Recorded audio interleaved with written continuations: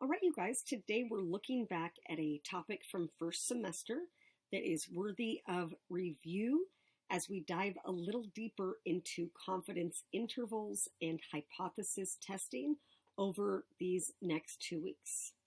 So first, just a return to this idea of statistical inference. So here we draw a conclusion about a population from evidence provided by a sample. So remember, it's often very challenging to get information about our entire population of interest. So we end up using, hopefully, a good random representative sample as a placeholder for that larger population. Statistical conclusions are uncertain because the sample is not the entire population. So statistical inference has to not only state conclusions, but also how uncertain they are. And we use that language of probability to express uncertainty. So example 1, we did many problems like this first semester. So confidence statement using the quick method. So the quick method, just a reminder here where I have some room, to get to the margin of error, we do plus or minus 1 over the square root of n. N is our sample size. And this works only for 95% confidence, and that's the most common level that we see in the real world.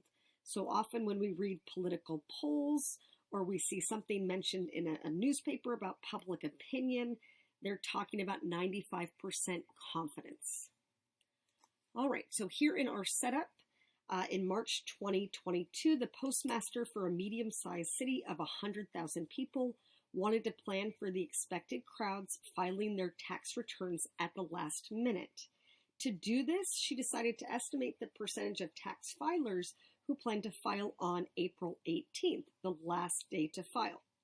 Using a random digit dialing technique, a group of 1,000 tax filers were interviewed, revealing that 100 of them said it was likely that they would not file until the last day.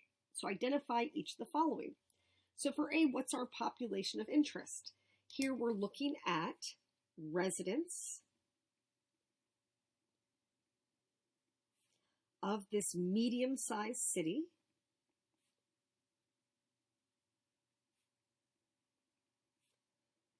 who file tax returns.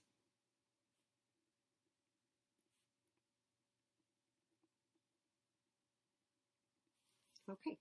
So the population is our target, right? Who is it that we want information from? We want information from the residents of this medium-sized city who file tax returns. Okay, what is our parameter? What is it that we want to know about our population, right? We know that that's a little lowercase p. What we're interested in is the proportion of all of our residents of this medium-sized city who plan on filing that very last day. So here I can say the proportion of all residents in this medium-sized city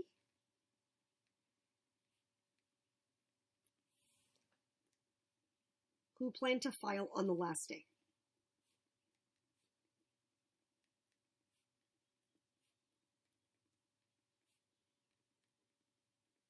Okay, so that's really what we want to know, but we don't have information about the entire population. We have information from a subgroup, from a sample that was selected at random. So our sample is the 1,000 residents of this medium-sized city who file tax returns.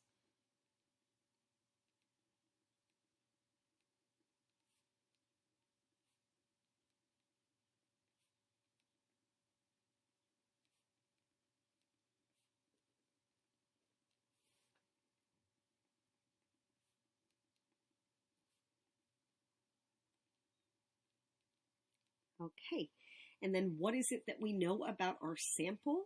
What is our statistic, right? The number that describes our sample. We use a little p with that funny hat on it, that pointy hat. That's our statistic.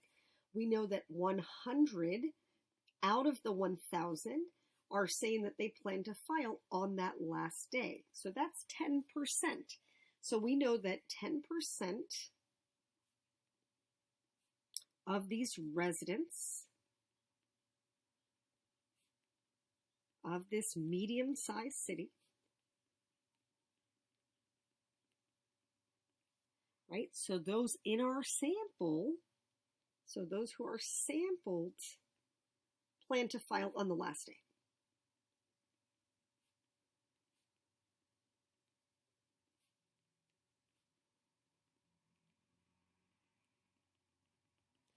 All right, so this vocabulary is very important, right? Our population is our target group. Who or what do we want information from? Residents of this medium-sized city who file tax returns. Parameter, what is the number that describes this population? We often don't know it, right? It's the proportion of our population who plan to file on that last day. What is our sample?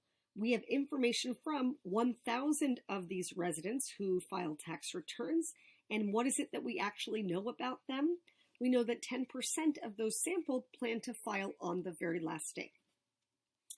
All right, what would be our margin of error? So again, this only works for 95% confidence. So we're looking at plus or minus 1 over the square root of n. N is our sample size.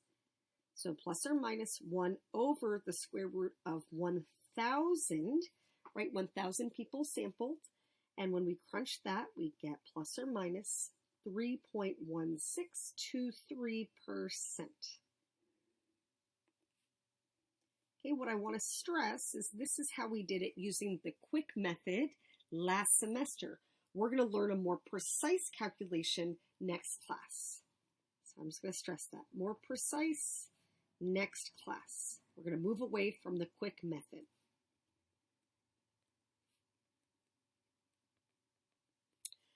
All right, once we had that margin of error, then we made a confidence statement. So the first part of that confidence statement, let me slide up to here, we state this is what we know, right? According to the poll, this is our statistic, 10%. 10% of who and feel what way about whatever issue we're addressing. In this case, we're saying 10% of residents of this medium-sized city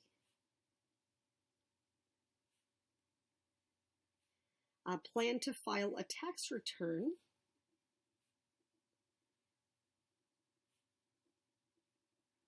on the last day.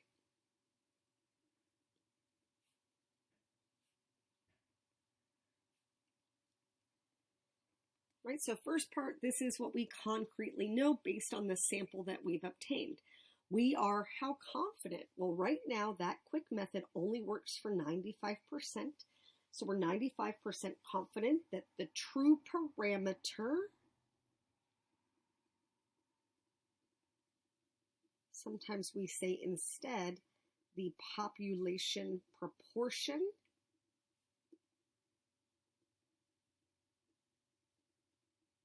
that language is interchangeable, will fall within plus or minus 3.1623% of this result. So the idea is that we're building off of that statistic, right? Here's our statistic, and we would attach this margin of error.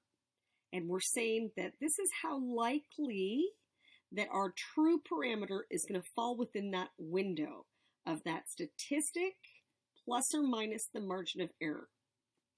All right, so using basic language to unpack that, right, what does that really mean? Right, if I try to make this as concise, we'd say, well, if we took many samples, we would expect that 95% of them, right, 95 out of 100, would have that true parameter within that window, the statistic plus or minus the margin of error. So I'll write that as concisely as I can. So if we take many samples,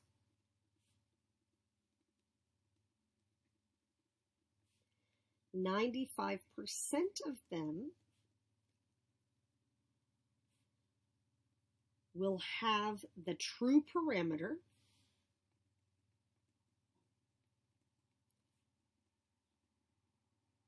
within the statistic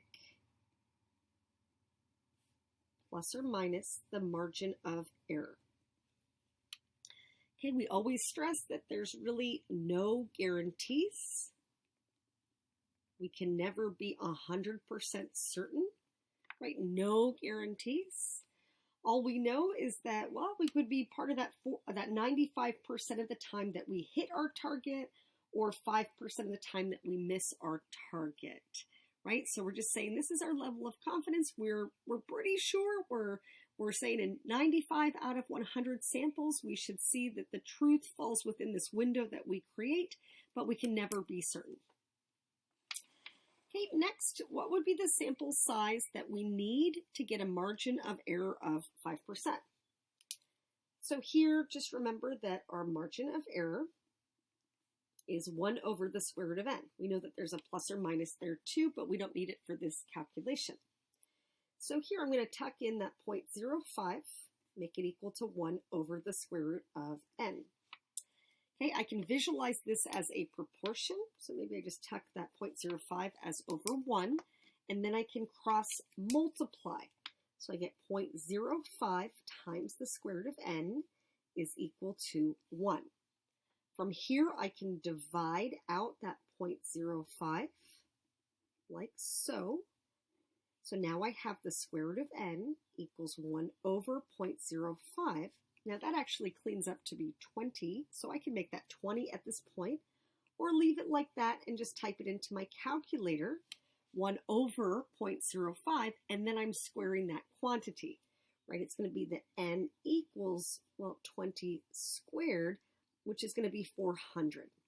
So I would need a sample size of 400 to get to a margin of error of plus or minus 5%. This is a good place, since we have room, to remind you that sometimes we ask you something similar. What if we want to cut that margin of error in half? So let me write that. What if we cut margin of error in half? So let's say that I use, for example, that same margin of error of 5%. Right, as a decimal, that's 0.05. As a fraction, that's 1 over 20. We know already that our sample size that produces that is 400. So if I'm building off of that, then I'm saying, okay, well, I want half of my margin of error. And I know that my calculation for the quick method is 1 over the square root of n. So here I'm going to plug in half of 1 over 20. It's easy to see it when it's a fraction, right? That's the same as the 0.05 equals 1 over the square root of n. So same thing, I can see that as a proportion, and if I cross multiply, because again, these would just kind of join together like that, I see that I have the square root of n is equal to 2 times 20. But I'm keeping it like that for a moment, just like this. I'm not consolidating to make it 40 yet. So now from here, I can square both sides, and that exponent goes to both items. So I see that n equals 2 squared times 400. So that 2 squared becomes 4 times larger than the original sample size. Right, it ends up being 1600. But my big takeaway is that the sample size would be 4 times larger. So if I wanted to have a margin of error that's a third of its original value, right, I'd have a 1/3 here, and that 3 would be getting squared here. It would be 9 times larger. So here we know that the sample size would need to be 4 times larger.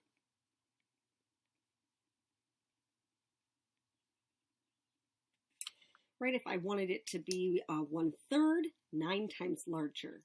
1/4, 16 times larger. Hopefully you get the idea. All right, flip it to the back. Here I'm just going over concept. So multiple choice concept review. The conclusion of a confidence statement always applies to the population, not the sample, right? That is true. We know the sample statistic. We want to estimate the population parameter. Our conclusion about the population is never certain. Also true, right? We're trying to make an estimation, make a prediction based on a sample about that broader population. No guarantees. In the real world, it is usual to report the margin of error for 95% confidence. True. Again, political polling, public opinion polling use 95% confidence. What we're going to see pretty soon is that sometimes we also see 90% or 99% confidence. Let me slide that up. Okay, a sample survey can choose a confidence level other than 95%, but the cost of higher confidence is a larger margin of error, right? Absolutely true. So to be more confident, we must use a larger net. So remember, here's my statistic. Picture that margin of error attached to it.